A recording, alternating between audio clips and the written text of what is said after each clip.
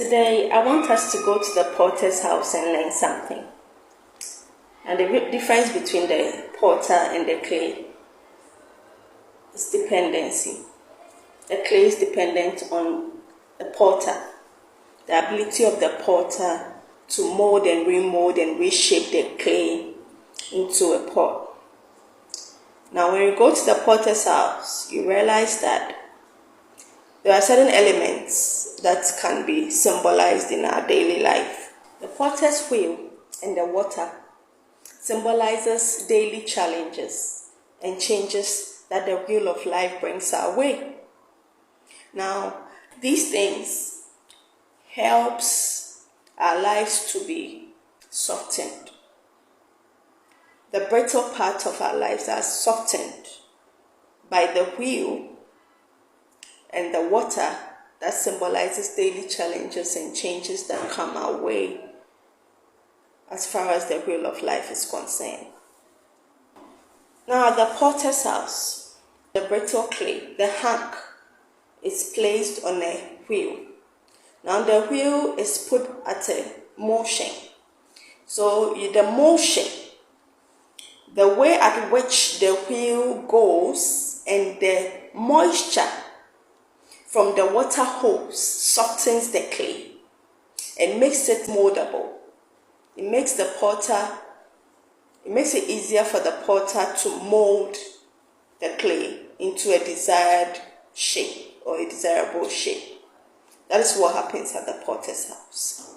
Now, an experienced potter will tell you that when his or her right hand exerts more pressure on the clay at the point of which it's going to be molded, it makes the clay collapse. But where the left hand exerts pressure on the right rather than the right hand, it makes it more easier and possible for the clay to be molded. Now, what does this tell us? The right hand can be symbolized or represents external forces, environmental forces, external forces, transition, deadlines, the pressures of and expectations of people, And so if we let all these things get to us, we may collapse along the way. But when we allow God, the left hand will use it to symbolize the inner control, or what God, the influence that God has on us.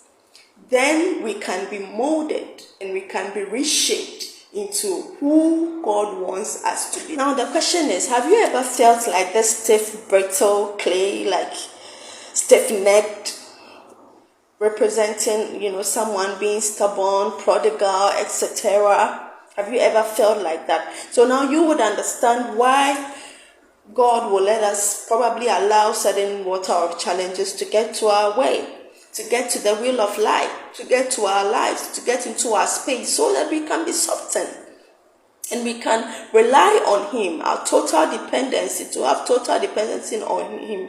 Listen, have you gotten to that point where you realize no material thing, nothing materialistic can actually take you to your destination or your desired goal or plan or etc.? Have you ever thought of that? And that when you get to that point, then you rely more on God. You become more dependent on God, because you know that without Him, you cannot get to that destination. You cannot get to that goal. You cannot achieve that aim and expectation. You cannot meet your target. Have you ever felt like that? And so when you get to that point, that is when you realize your life is being taken to the next level. You are being shaped, reshaped, molded, remolded. You are becoming totally different person, because we allow these external forces and the fact that we put all our hopes in creation instead of the Creator.